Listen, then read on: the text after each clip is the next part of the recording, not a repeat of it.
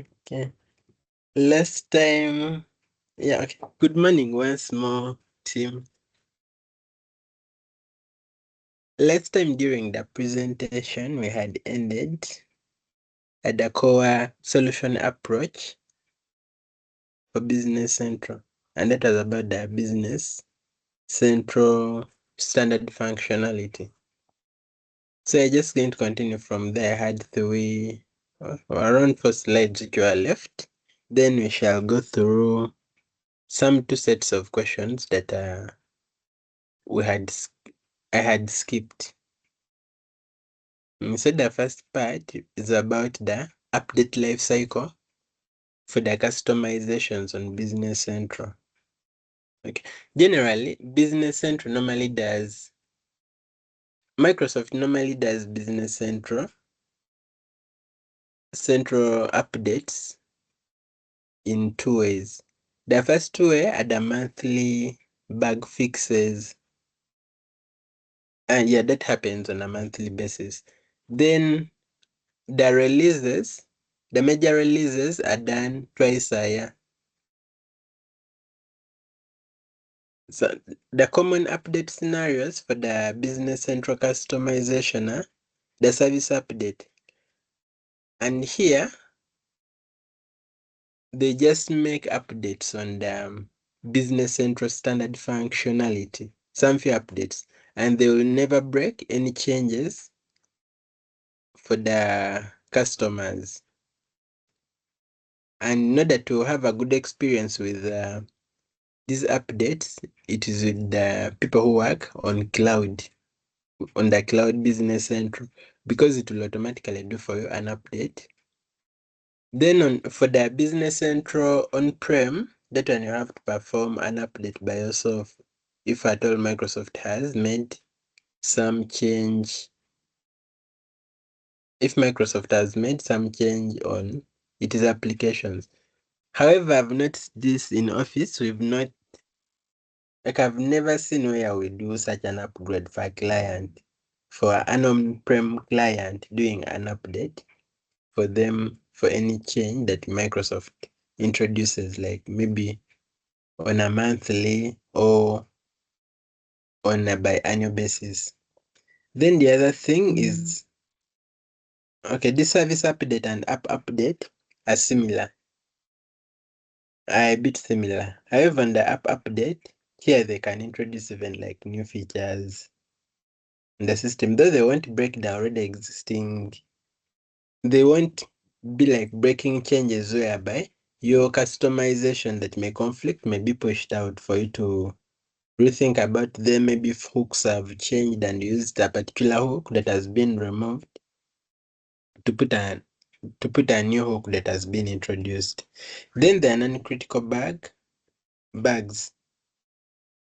For the non-critical bugs, here, okay, I'll give it in 2 scenarios. There are bugs whereby you can publish an extension and it is fully working, but tables just don't synchronize, and you'll have some functionality working and the other functionality doesn't work. And this has ever happened to us on UEGC, whereby we had to unpublish some extensions and republish them for all the functionality to work. Then the other side is where like a customer raises a complaint and you have to make some minimal changes on the customization and republish. Then there are critical bugs. These are priority validations. Normally on the base applications of Business Central, these are also developers who make it, and we developers, we are not like really perfect. There are some things that may go through without us realizing, even though you've tested several times. And in case of such a bug found, normally partners raise these queries to Business Central directly, and this can be worked on by Business Central. As here they said, you raise for a ticket and they work on it, and yeah, they'll always prioritize those critical bugs in case they're affecting the initial system functionality. And they will do a deployment which will require they will do like an update. If it is a cloud one, it can effect like automatically without your intervention. Then if it is on-prem, of course you have to upgrade a client your side, like for such bugs. And okay, basing on the clients we've been working on, I saw there is some bug on BC200. Okay, I said BC240. In BC240 there is a bug a date about a date when you're on the lines. In case you're on the lines and you're entering in a date and you put in like T for it to sync, it will not sync. Even sometime you like you select it from the drop down, you put it there and it won't sync, whereby you'll have to type it in manually, a whole date on the lines. However, on the headers it works. Then on BC250 there is like a bug related to filtering of entries on the various history ledgers, which are the vendor ledger entries, customer ledger entries, and general ledger entries. Sorry, not general ledger entries, vendor ledger entries and customer ledger entries. Whereby you use when you use a, a normal filter in the search, there are some things you won't see. In that you have to use an advanced filter, and that is time consuming for customers, and that was resolved in BC260. And they had already upgraded UAGCL on-prem to BC250, so for them they are continuously facing that. What are the best practices for the upgrade life cycle of a solution? The first upgrade best practice is to keep the extensions as small and modular as possible, whereby, I'll give an example of ifreeze. Ifreeze is an extension which has been made specifically for the integration with URA, and it contains almost like all the functionality that will be required to integrate with the ifreeze in there. So in case of any change, it will be easier to debug, to know where that issue is, and you'll just go in that small extension and work with it. Then the other thing is avoiding breaking schema changes. Here with schema changes, they mean like over modifying tables. Here we may end up losing some data during the upgrade, or when we are republishing these extensions to put in the new functionality, or remove especially removing of fields on tables will cause some issues whereby some data will be lost. So you should avoid that. We should always properly think through our solutions and know most of the fields that will be required, so that in future we don't have to just remove fields which were there and were being used by our clients, and they cause some loss of data. Then the other one is to test every update in the sandbox.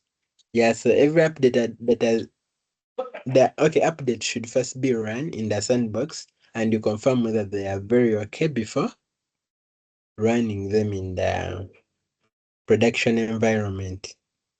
Then we are also supposed to track the Microsoft deprecations early.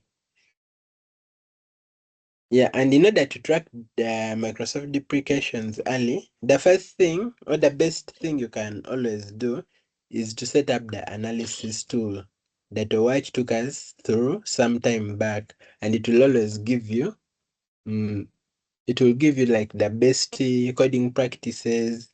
It will tell you some of the things which are breaking. Then also, even though you've not yet configured that, by default, Microsoft will always highlight a deprecation in an orange color. I'll give an example of the with statement in our code. It was a lot there in UGCL. Then I can give an example of also Morap and mild May. That with is in very, very many places. For UGCL, I've tried my best, whenever I'm writing some other code and I find it in an extension, I make sure I remove it and restructure that code. Then functions that have been deprecated, like in BC240, BC250, I'll give an example of when you're working with number series. They left in the the old functionality, but it will always be highlighted for you in orange to adjust it to the new code unit, which is number series rather than number series management. Then use app source compatibility guidelines. Here you have to read through the documentation of how they need the extension to be before you publish it to the app source. Okay, here I don't have like a lot of knowledge about it, but I think Lambert has done it. He is on the call. Maybe he'll be the best man to guide here because he has ever done it for the payroll.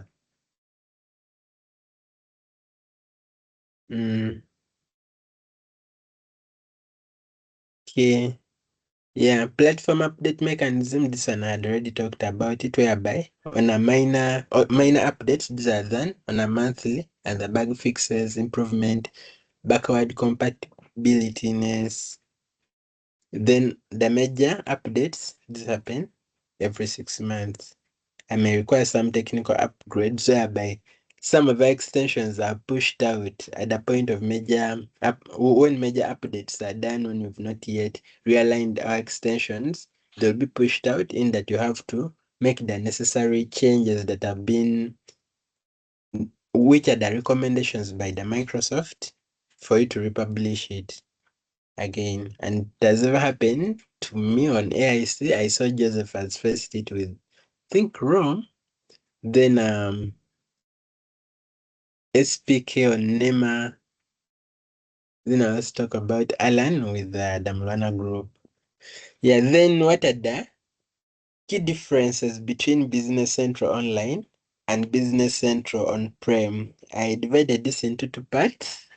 Yeah, we have the Business Central Online and Business Central On-Prem. So accessibility. In Business Central Online, you can access it from anywhere provided you're connected online. Because for it is already hosted on cloud. Then Business Central on-prem.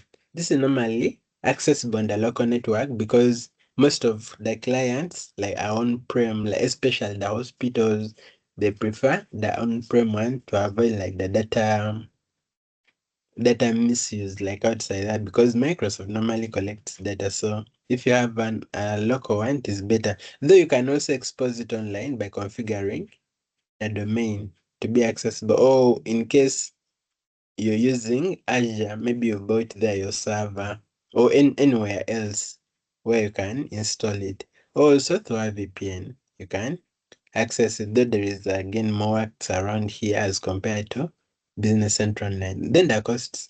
Business Central Online is subscription based. There's nothing like perpetual. You can't buy a license forever. You have to keep paying on a monthly or on a yearly basis. Then for Business Central on-prem, there you can either do a subscription basis, like I see most of our clients. Then there are those, especially using the older Navision, they have perpetual. It doesn't expire. Then hardware. On the client, there is no hardware required to have the Business Central run on the cloud.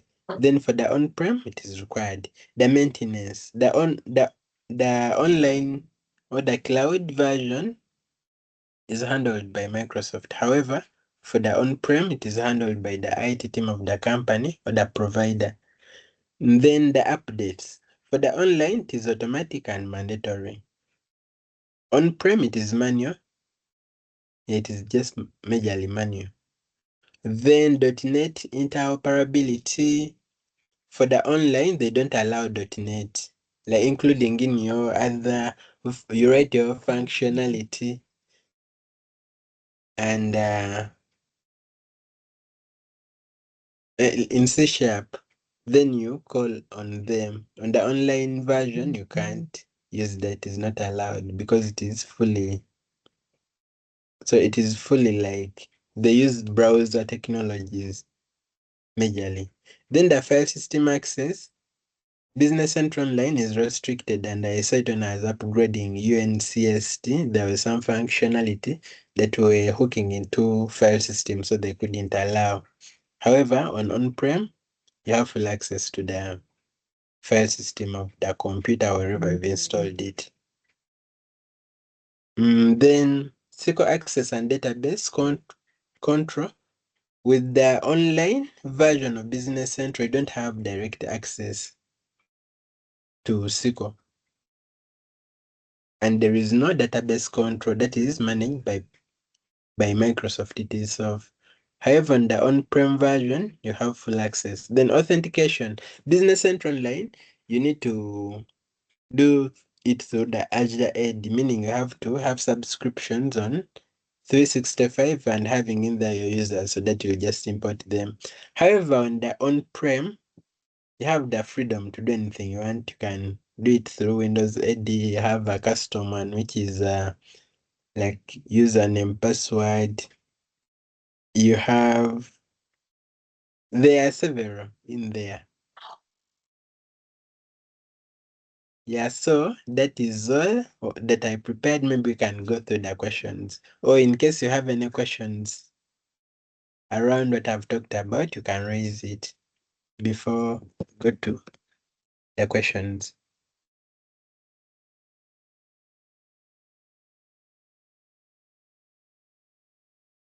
Hello, team. Any questions?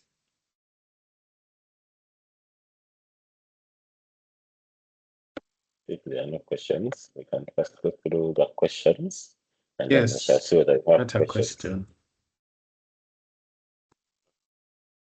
Okay, so let's just go to the questions.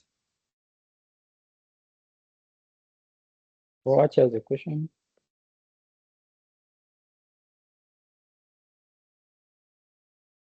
Hello, I'm not hearing you guys.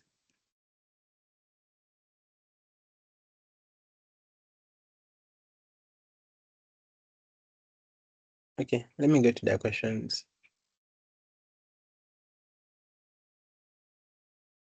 Okay. So in here we have the sample questions. Answer the following questions to see what you learned. Okay, this is in the module about Business Central capabilities. So here, which one of the following options isn't a main objective of a cloud end-to-end business solution? So here the first one, they say to offer a consistent look and feel across all modules. Really, is that a cloud end-to-end business solution? Is it a main objective? Shouldn't. Here, to offer a full suite of application functionality in the cloud, yes, because end-to-end cloud, everything should be online. To offer an extendable solution with apps in the cloud, just like it is, where you can easily, whereby you can easily integrate maybe like Power BIs and other online systems having APIs or consuming the APIs of Business Central. Then to offer a secure solution in the cloud. That I think for me I'll go with A, the first one. Then here we have what are the internal users? So here they need the internal users of Business Central. BKK A or B? You the previous statement. The first one I've gone with A, to offer consistent look, because they're saying which one of the following options isn't a main objective. A, okay. Of a cloud end-to-end business solution. Got it. Then there is this one here. What are the internal users of Business Central? Here, employees are a must, of course. Then on-site agents, on-site contractors, and other on-site vendors. I'll first pause here. Employees and customers. Employees, customers, and suppliers. Employees only. Okay, for me, I would go with A because there are times when there are accounts which are created for either vendors directly on Business Central. Like when you read through the the documentation in here, there's some vendors whereby they can access the system through third party. Oh, sorry, these are external on-site vendors. Okay, here on. Okay, we'll start with on-site agents. On-site agents, this can be like salespeople. Then on-site contractors. On-site contractors, these are more vendors. And these vendors. Okay, I'm not really sure about these two, but what I know is that there are some customers and vendors can be configured to have access to Business Central through Power Platforms and use a team member account. Okay, for me, I'll go with the first one. I don't know what you guys say of it. I'll go with the second one, employees only. Employees only. Maybe Ikeke. Yes? Maybe okay, I'm not getting this very well. So you have types of users because I'm on seeing internal, that means you have externals. External users. Yeah, Is we there a have internal and difference external. and We have what internal like and how external. who are the internal users and who are the external? Because maybe we need to first get from there. Okay, let me just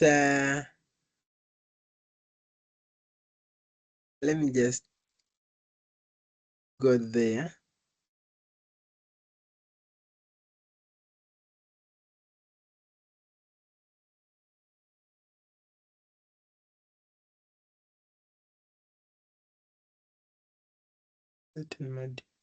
Yes.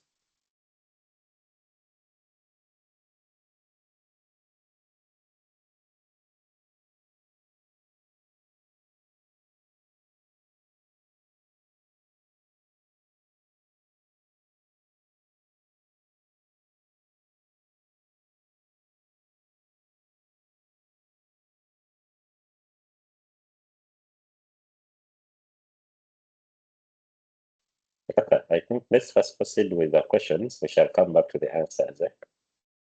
Okay.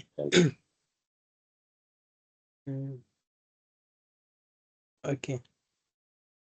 I got Yes. some definition here. Maybe I can read it. Okay. It's saying internal users in Microsoft Dynamics 365 Business Central are individuals who are part of the organization, such as employees, managers, and internal administrators. They require a user license, for example, Business Central Essentials, Premium, or team members to access the system and perform tasks like financial management, sales, inventory, and reporting. Internal users are typically trusted members of the organization and are subject to internal policies and background checks. External users are third parties who do not have an employee-like relationship with the organization, such as external accountants, vendors, or customers. They do not require user license to access Business Central as an external user access. I think that one gives us the employees. Okay, then okay, I'll put in here. But then on this first one, why I was selecting it, I'll give an example. Okay, I won't mention the organization, but I know there are some places whereby an internal person in the organization can be a vendor, like a supplier, and is given a different pricing as compared to external suppliers. Then also an internal person can be a customer and is given some privileges when he's purchasing from there. Okay, for now, let me go with this. Then what is included in Dynamics 365 Business Central Essentials? Subscription. Then social subscription is okay, Teams is the bare minimum. Then essentials, you have like access to all functionality. Premium, you have access to those higher functionality like manufacturing. So wherever I will see manufacturing, I want to take it.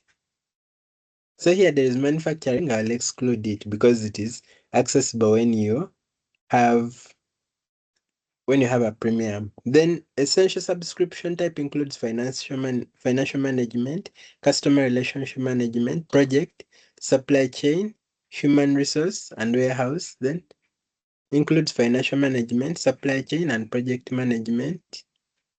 I'll go with the last one.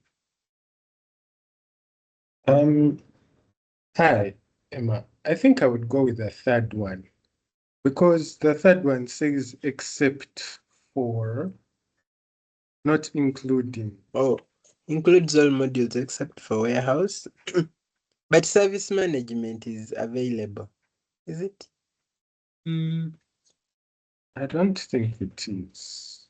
But anyway, you can, that's just my opinion. Service. You can go with whatever. But part of service is okay, I'll go with this. Part of service is a premium. Okay. Run a check. Okay. So the first one, we got it. Then the second one here, what are the internal users? We failed it. Okay, you just check through the documentation I had showed you. Like this, people are included. They're on-site agents, contractors, and on-site vendors. They can be internal people, but they interface with the system. Yeah, they can be internal members, but then they are vendors, they are customers to the place. Then this third one here, yeah, we also failed it because part of let me see, the license gets the essential subscription. Okay, this is like all the functionality which is in the essential. Part of the service management is essential. Then part of it is